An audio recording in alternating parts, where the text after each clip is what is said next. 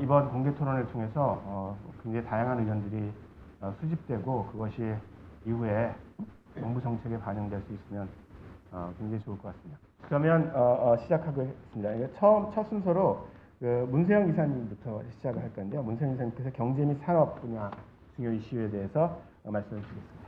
그 표준 치료에 대해서 질병에 따라 좀 상이하긴 하지만 최종 사용자 입장에서 정밀의료는 내가 치료를 위해서 지불하는 비용에 대해서 최대한의 효용을 얻을 수 있는 방식이기 때문에 그 경제적으로 느끼는 효용 가치는 굉장히 크다고 볼 수 있겠습니다.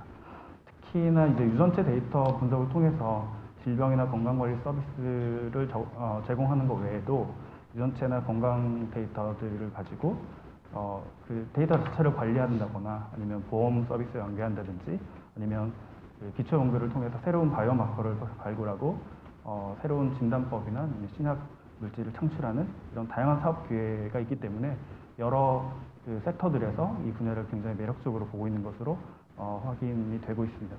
이런 상황에서 우리나라에서도 뭐 정부 주도로 아니면 그 시장에서 참여하는 사람들의 주체적인 어떤 수행으로 인해서 그 주도적으로 앞서 나가지 못한다면은 선진국과의 기술 격차가 계속적으로 유지가 되고 주요 제품이나 서비스들의 해외 의존도가 계속 크게 유지가 될 것으로 좀 우려가 되는 측면도 있습니다. 자, 다음은 김종인 선생님께서 발표 부탁드립니다. 저는 뭐 우리나라 그 의료 제도가 굉장히 그 소비자들한테 좀 좋은 제도라고 생각하지만 이게 단일 의료보험이라는 제도 때문에 그러니까 허용하면 다 허용해야 되거든요. 그러니까 외국처럼 뭐 일부 부자들이 드는 의료보험이 따로 있고 뭐 이렇게 의료보험이 다르면 좋은데 이거는 전국 의료보험이니까 해주면 다 해줘야 되는데 혹시나 이걸 허용했다가 우르르 전부 다 암 검사 다 하겠다고 하면 갑자기 재정을 어떻게 감당할 것인가가 이제 겁이 나는 거죠. 그러니까 허용은 했는데 실제로 못하게 많이 막고 있습니다. 그러니까 엄청난 이제 막 허들도 그래서 예를 들어서 그 전체 병원 중에서 아주 일부 병원만 할 수 있게 하고요. 내가 간 병원에서 이 검사를 못하면 원래는 검사 그 병원에서 못하면 딴 병원으로 의뢰를 할 수 있었는데 의뢰하는 건 막아버렸고요. 회사 가는 건 막아버렸고요. 그래서 실제로는 소비자가 이걸 하고 싶어도 상당히 허용은 되는데 하기가 좀 쉽지 않은 상황입니다. 병원 입장에서 또 뭐가 있냐면 이게 결국은 우리는 검사를 한 다음에 나중에 이제 보험 수가로 돌려받아야 되는데 이거를 저 초창기에 굉장히 막 삭감을 시켜버렸어요. 이게 잘못해버리면 뭐랑 겹치면 삭감해버리니까 실컷 검사해놓고 다시 보험료를 못 돌려받을 수 있다 보니까 병원에서도 이거 함부로 하면 안 되는구나 이러면서 그러니까 허용은 하지만 이걸 너무 무분별하게 해서 갑자기 국가 보험 재정이 이 파탄이 어떨까 하면서 허용은 해놓고 실제 막는 그런 좀 문제가 있습니다. 그래서 실제 50% 본인 부담금을 가지고 50%를 보험에서 재정해주지만 그 보험 배정 50% 때문에 오히려 막혀 있는 게 좀 저는 좀 아쉽고 예를 들어서 소비자가 원하면 그냥 내가 다 그러니까 우리나라 경제 수준에서 150만 원 정도의 비용이란 게 크게 부담이 안 된다면 내가 다 낼 테니 좀 하게 해달라고 할 수 있을 텐데 정부가 50% 될 테니 그 대신 아무나 하면 안 돼 이렇게 좀 좀 제한을 걸고 있는 것도 현재 그러니까 실제로 부딪히는 일이었고요. 그다음에 이제 또 하나는 이제 각 병원이나 여기서는 현재 그 유전자와 치료가 입증된 그런 약과 유전자들의 그 페어들이 있고요. 근데 이제 사실 그것만 딱 검사하면 좋긴 좋은데 말씀하신 것처럼 이거는 검사를 통해서 데이터를 좀 쌓는 목적도 있거든요. 그러니까 지금은 입증되지 않았지만 언젠가 입증될지도 모르는 유전자도 좀 집어넣어야 되는데 그래야 이제 데이터를 쌓는 효과가 있지 않습니까? 근데 그러면 이게 사실 이게 진료야 연구야가 되면서 그걸 환자한테 돈을 받는 게 과연 적절할 것인가? 뭐라는 이슈 또는 그렇게 해서 환자가 자기 돈 내고 진료에 썼던 그 데이터를 그 연구자들이 연구해서 막 써도 돼? 라는 여러 가지 이슈들이 좀 생기는 것도 실제로 있습니다. 그래서 실제로 한 예죠. 그러니까 실제로 조금 이미 활용된 검증된 예를 좀 서비스하면서 이건 회사도 아니고 국가가 하는 거지만 서비스하면서 거기서 데이터를 좀 모아보자라고 했을 때 상당히 이렇게 좀 어려움을 겪게 되는 걸 저도 봤습니다. 근데 저는 현실적으로는 국가가 전부 다 한다는 것도 불가능하고 그 일종의 회사의 참여를 좀 허용해 주려면 회사가 그런 식으로 일부 서비스를 허용해 줘야 되는데 저희가 암 패널을 하면서 겪었던 여러 가지 이런 것들을 통해서 많이 배웠다고 생각하고 사실은 이런 소규모 서비스를 회사들이 해가면서 거기서 여러 가지 교훈이나 뭐 또 윤리적인 문제나 법적 문제들을 좀 해결하는 부딪히면서 배워나가는 걸 일부러 허용해야 되지 않을까 이제 그런 예가 암 패널이어서 한번 그 예를 소개할 걸로 대신하려고 합니다. 구체적인 예를 들어서 김종인 의원께서 잘 말씀해 주셨고요. 이 부분은 저희 논의에서 항상 두 가지 논의가 항상 같이 갔었는데요. 지금 당장 혹은 한 5년, 10년 내에 이 굉장히 당면한 과제들을 어떻게 해결해 나가면서 정밀의료 산업들을 발전하고 관련된 윤리적인 고려들을 잘 만족시킬 것인가, 잘 신경을 쓸 것인가 하는 문제인데, 좀 더 장기적으로 보면 10년 이후, 20년 이후에 봤을 때는 사실 관련된 사회적 변화, 문화적 변화도 사실 만만치가 않습니다. 그래서 그 부분에 대해서 안경혜 부장님께서 발표해 주시겠습니다. 셀타임스 안경애 부장입니다.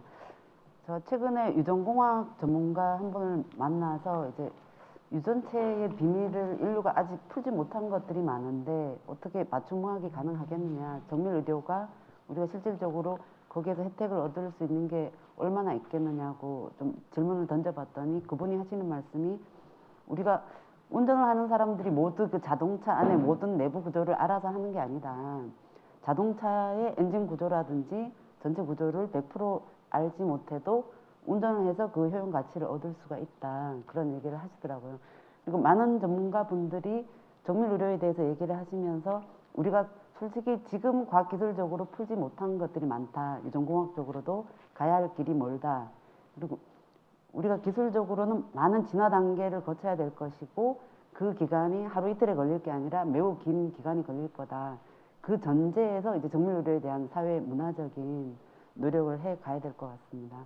그 헬스케어야말로 전 국민들이 이제 이해 당사자이고 수요자이면서 또 그 안에서 동네 이웃의 환자들에게 도움을 줄 수 있는 의료의 주체로도 참여를 할 수 있고 하기 때문에 어떤 정부의 챌린지 사업, 아이디어 대회, 마이데이터를 참 기회로 하는 기업의 사업 모델, 이런 식으로 다양한 뭔가 씨드를 정부가 뿌려주고 거기에 참여자들이 같이 할 수 있게 해서 그런 실험과 축적, 경험에 축적해서 좋은 이제 사회적 에너지를 하고 먼 미래 30년 후에는 완성되겠지만 거기 안에 다양한 모델, 이런 모델도 있구나, 모니터링은 이렇게 하면 되겠구나, 우리 동네에는 이게 이런 환자들이 많으니까 이런 해법을 찾아가면 되겠구나, 그리고 동네 의원들도 거기 안에서 기회를 얻고 해서 모든 이해 당사자들이 플러스의 에너지, 이걸 하면 우리에게 도움이 되겠구나, 이게 우리의 뭔가 먹거리를 뺏어가지 않겠구나라는 좀 긍정적인 경험들을 쌓아가는 그런 사회적인 뭔가 실험, 문화 이런 것들을 쌓아가면 상당히 이미 우리는 터전이 잘 돼 있으니까 긍정적인 우리에게 기회가 열리지 않을까, 이런 기회를, 그런 좀 단계적 스텝 이런 거를 좀 해갔으면 좋겠습니다. 네, 감사합니다. 안양혜 의원님 발표 잘 들었습니다. 정밀의료 산업 발전을 위해서도 문화 생태계, 특히 바람직한 문화 생태계가 특히 지역 단위에서 어떻게 구성되는 게 중요한가에 대해서 좋은 말씀 해주셨습니다. 자, 다음으로는 저희가 전문가위원회 외에 시민 패널이라고 다양한 시민들의 의견들이 논의되고 독자적인 보고서로 발간되는 그런 형태로 운영이 되고 있는데요. 사실 이번 올해의 시민 패널 분들은 각자 분야에서 전문성이 워낙 뛰어나서 사실 제2의 전문가위원회라고 해도 좋을 정도였습니다. 시민 패널의 좌장을 맡고 계신 윤석천 시민 패널 대표님께서 시민 패널의 논의 결과와 관련된 여러 쟁점들을 발표해 주시겠습니다. 부탁드립니다. 이번 그 시민 패널 활동을 참여하면서 참 느끼는 게 많았는데요. 이런 좋은 기회를 주신 점을 먼저 참 감사를 드리고요. 궁극적으로 이제 정의로에서 말을 했을 때 시민분들이 마지막에 가서 하는 얘기는 이겁니다. 결국은 이제 100세, 뭐 이렇게 오래 살게 될 것 같은데, 오래 살게 되는 동안 결국은 생활이잖아요, 저희들은. 그럼 이 정밀의료라고 하는 게 실질적으로 내 세금을 더 많이 가져가게 되는 문제냐, 또는 내가 이 서비스를 받음으로 해서 아픈 게 덜 아픈 거에 대한 문제냐 라고 하는데, 그 부분에 대해서 명확한 거라는 건 없는 것 같다는 거죠. 변하는 게 없이 경계만 변동되는 수준이라고 한다면 과연 이게 무슨 의미가 있겠는지, 그런 부분에서 충분히 논의가 되고, 오히려 내부적인 관점뿐만이 아니고 다른 산업적 관점에서도 그랬을 때 시민 개개인의 일자리가 없어지는 문제가 된다 그러면 의도치 않게 무슨 건설 쪽의 일자리가 없어질 수도 있는 문제고, 의도치 않게 교육 쪽의 일자리가 없어질 수도 있는 문제인데, 그런 부분은 충분히 거론치 않는 것 같아서 아쉬웠다 이런 말씀을 드릴 수 있을 것 같고요. 그런 부분에 대해서 이제 전문가분들이 좀 더 관심을 기울여서 기술적인 측면보다 대단히 중요한 부분이긴 한데 그 기술적인 측면을 들여다보실 때 그랬을 때 영향이 시민생활에서의 세금 문제라든지 생활 문제라든지 교육 문제라든지 이런 얘기가 나왔으면 좋겠는데 그런 얘기는 잘 안 나오더라는 거죠. 그게 왜 그런 건지 잘 모르겠어요. 근데 그게 부처 간의 문제가 됐지. 또는 이거는 예를 들어서 뭐 과학기술 쪽에서는 이렇게 기술적으로 볼 수밖에 없는 거라면 그럼 과연 이 문제에 대해서 교육부는 어떻게 보고 있는 건지 이 문제에 대해서 산업통상을 어떻게 보고 있는 건지 궁금하다는 거죠. 그런 부분까지를 같이 거론해 주셨으면 좋겠다 이런 말씀을 드리고 싶습니다. 이상입니다. 네, 감사합니다. 윤석철 의원님 굉장히 날카롭고 굉장히 다양한 지점들에서 사실은 우리가 대상으로 삼는 기술들의 특징들은 범부처적 성격이 강한 기술들입니다. 그래서 지금 말씀하셨던 것처럼 사실은 정밀의료와 관해서도 물론 직관적으로는 이제 의료기술, IT기술이 떠오르지만 교육부, 뭐 그다음에 산자부 아니면 좀 더 다른 분야, 정부의 다른 부처들도 사실은 특히 시민의 입장에서 이걸 사용하는 시민의 입장에서는 삶의 다양한 측면들에 이 기술들이 어떻게 영향을 끼칠 것인지에 대한 고민이 필요하다는 지적으로 받아들이면 될 것 같습니다. 감사합니다. 정의련 연구위원님 발표 부탁드립니다. 저희가 이제 정책 재원으로 데이터 관리 체계 구축이 정말 필요하다. 이거에서는 저희가 이제 어디 공공이다 민간이다 정하기는 참 어렵고 투 트랙으로 가는 전략이 좀 고려할 필요가 있다라고 저희가 논의가 됐었고요. 이 가운데서 저희 데이터 관리 체계를 좀 구축해야 하고 그리고 이제 동의 과정에서도 개인이 어떤 권리가 있는지 잘 명시해주고 그다음에 동의서도 뭐 연령별 질환별 상황으로 개발하고 그리고 동의와 허용 범위도 조금은 포괄적인 동의도 우리가 논의를 하되 좀 고려를 해볼 수 있지만 만약에 이제 문제가 생겼을 때는 사후 제재를 강화하는 방법도 생각해야 된다 이렇게 저희가 좀 논의가 됐고요. 그리고 아까 이제 윤석찬 시민포럼 대표님도 우리가 데이터를 도대체 얼마까지 알아야 돼?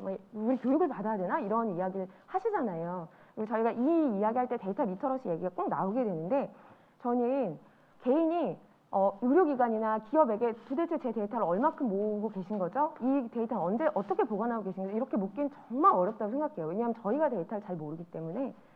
그래서 데이터를 수집이나 활용하는 그 의료기관이나 기업에서 데이터를 받은 후에 어떤 데이터가 어떻게 수집되고 수집 기간은 어떻게 되며 저장 방식은 이렇게 나눠서 하고 있는 건지 어떻게 어디에 활용됐고 폐기될 때는 어떤 방법을 하는지 이걸 소비자가 직관적으로 이해할 수 있게. 사실 저희가 카톡은 모두 다 너무너무 쉽게 저희 부모님 세대도 다 이용하시잖아요. 그렇게 직관적으로 이해할 수 있는 형태로 제공돼서 사람들이 내가 물어보지 않아도 이런 데이터가 모으고 있었구나. 이렇게 관리되는 거. 이렇게 알아야 저희가 데이터 리터러시가 전체적으로 높아지고 사람들이 우리가 정밀 의료를 가는데 조금 더 데이터에 대해서 전반적인 좀 사회 갈등도 좀 줄어들 수 있지 않을까 생각해 봅니다. 네, 이상입니다. 네, 감사합니다. 정의령 위원님도 정말 중요한 말씀하셨는데요. 중요한 지적이 이해 가능한 방식으로 투명해야 된다는 거죠. 그냥 사람들이 하나도 못 이해할 원자료들을 쫙 그냥 웹상에 뿌려놓는다고 해서 그게 투명한 게 아니라는 겁니다. 그래서 그 소비자나 아니면 데이터 공유자들에게 투명하되 그분들이 이해할 수 있는 방식으로 투명하려고 실제로 그 데이터를 수집하거나 활용하거나 관리하는 측에서 엄청난 노력을 기울여야 된다는 점이 정말로 저는 개인적으로도 그렇고 사실 이게 우리 위원회의 일반적인 여기에 대해서는 사실 논란의 여지가 전혀 없었습니다. 그래서 마지막으로 김소윤 교수님께서 법률 분야 다 연결되어 있는 분야인데 법률 분야 발표 부탁드리겠습니다. 네, 감사합니다. 사실 앞에서 중요한 말씀들 다 해주셔서 제가 사실 덧붙일 말들이 없습니다. 그래서 정리한다는 의미로 다시 한번 그냥 하셨던 말씀이지만 제 나름대로 원래 제 토론문 자체가 그렇게 돼 있긴 했지만 정리한다는 의미로 한번 다시 말씀을 드려보겠습니다. 빅데이터 연구 이제 결과가 나왔다라고 했을 때 참여했던 사람과 연구에 같이 했던 사람과 정부와 또 그거를 활용해서 새로운 성과를 내서 이익을 보는 업체 다양한 분들이 거기에 있는 성과를 어떻게 분배할 것인지에 대한 소유권, 정보의 소유권, 지적재산권, 이익분배 문제를 지금부터 시작할 때부터 디자인하지 않으면 나중에 끝나서 굉장히 혼란스러운 문제가 발생할 수 있습니다. 근데 지금 젊은 사람들이 음악을 하는 사람들이 많은데 음악에 있어서 음원을 만들면 그 음원 만든 사람 또 그걸 연주한 사람 지적재산권이 착 분배되는 구조가 굉장히 투명해요. 지금부터 이 지적재산권에 대한 소유권 이익 분배에 대한 문제를 명확하게 정리하면서 시작하지 않으면 지금 참여자들은 몰랐다가 나중에 너네 다 이익 없어 그러면은 참여 안 하겠다고 나중에 다 물을 수도 있습니다. 그래서 연구개발 단계에서는 그 세 가지라는 측면, 그 충분한 정보에 근거한 동의, 참여자를 받는 부분과 참여자를 보호하는 법적 제도적 장치, 그다음 끝나고 나서 이익을 어떻게 분배할지를 명확하게 하면 됩니다. 그래서 지금 다른 분야보다 예를 들면 유전자 가해기술이나 뭐 뇌과학이나 다른 분야는 기술 자체가 불확실성과 또 인류에 미치는 영향이 어쩔지 모른다라는 그런 문제가 굉장히 많아요. 그래서 시작도 못하고 있어요. 사실은 유전자 가해기술 같은 거 기술이 있어도 시작도 못하고 있지만 정밀의료 기술은 그렇게까지 문제가 많지는 않아요. 그러니까 이거는 당장 어떻게 보면 빨리 우리가 개발해서 빨리 시행해서 좋은 모델을 보여줄수록 세계를 선도할 수 있는 굉장히 중요한 부분이거든요. 그러니까 지금 말할 수 있는 이 연구개발 단계에서 할 수 있는 거는 우리가 정부에서 또 사람들이 같이 머리를 맞대서 노력하면 금세 해결할 수 있는 부분이에요. 논란이 있을 수 있는 부분이 별로 없습니다. 근데 이제 기술의 적용 단계에서는 굉장히 이제 이해 당사자가 많아질 수 있습니다. 그러니까 일단 제일 중요한 기술의 적용에서 문제라면 아까 이제 시민단체가 소비자들의 알 권리 뭐 공부를 해야 되냐 이런 게 얘기하는데 적용 단계에서는 그렇게 적용이 안 될 겁니다. 제가 예상하기에는 물론 제가 틀릴 수도 있지만 지금 우리가 IT 기술을 몰라도 핸드폰을 잘 쓰고 있죠. 그러니까 이용자는 굉장히 편하게 적용할 수 있게 만들 겁니다. 다만 이 서비스를 원래 기존에 공급하던 공급자들이 문제겠죠. 그러니까 질병이 많이 걸리는데 이런 기술이 많이 발달하면 질병이 걸리지 않도록 아예 환자가 발생 안 하도록 예방하는 거거든요. 라이프 스타일 내가 잘하면 질병이 안 걸릴 수 있다는 겁니다.